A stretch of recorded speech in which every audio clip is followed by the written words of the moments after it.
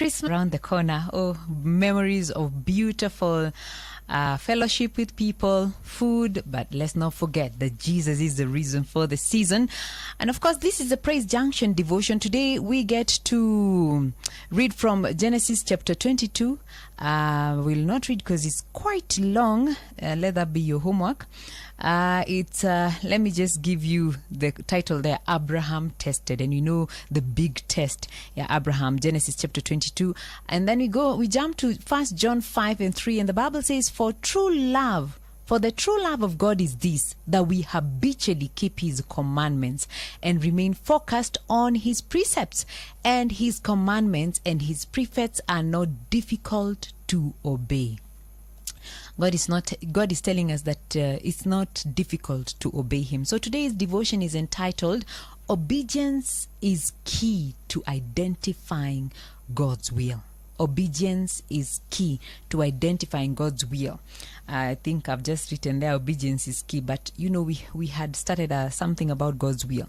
So it's important for us to just know what is obedience. Obedience can be defined as a willingness to do what someone tells you to do, or to follow a rule, a law, etc. We need to be compliant with the order, request, or law.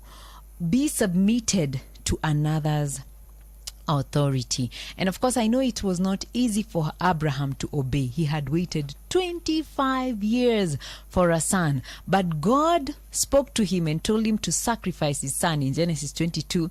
And the Bible says, early the next morning, Abraham did not dilly-dally, agoje 10 o'clock ifike hapo, ama lunch ipikwe, asema wacha nikule kwanza. He woke up early the next morning.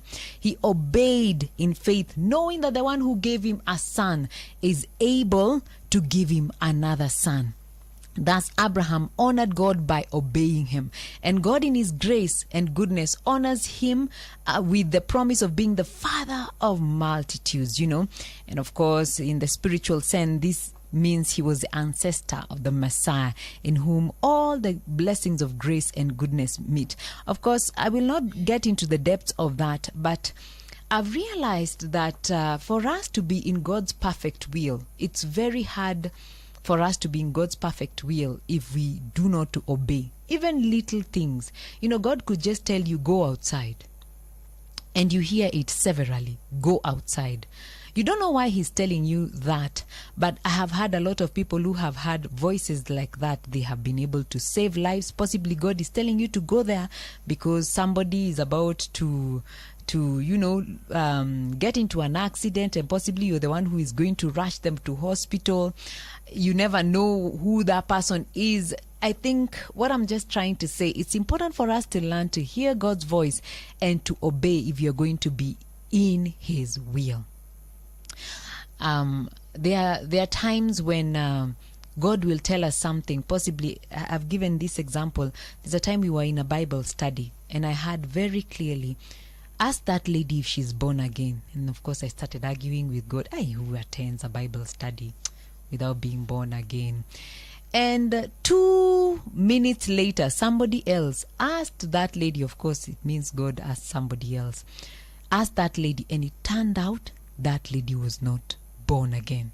And we do not know. Maybe that we would have finished the Bible study, gone our different ways, and who knows what would have happened to that lady. So what we're just trying to say is that for us to fulfill God's will, we need to learn to be obedient so that we can be able to fulfill God's will. Okay, so I'm going to share just several scriptures. Exodus 19 and 5, the Bible says, now therefore, if you will obey my voice in truth and keep my covenant, you shall be my own peculiar possession and treasure among and above all people, for all the earth is mine. And of course, Deuteronomy 11 and 26 and 28, behold, I set before you this day a blessing and a curse.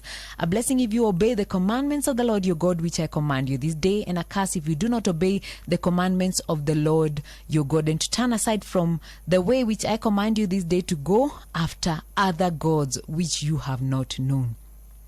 What God is telling us is that if we want to fulfill his will, which is perfect for us, we need to learn to obey. And like we saw in John 5 and 3, the true love of God is that we habitually keep his commandments. We habitually obey him and remain focused on his precepts, and his commandments and his precepts are not difficult to obey. So do you want to fulfill God's will?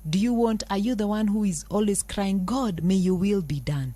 You can start by obeying the little things he tells you to do. We go for a short break. We'll be back in a short while.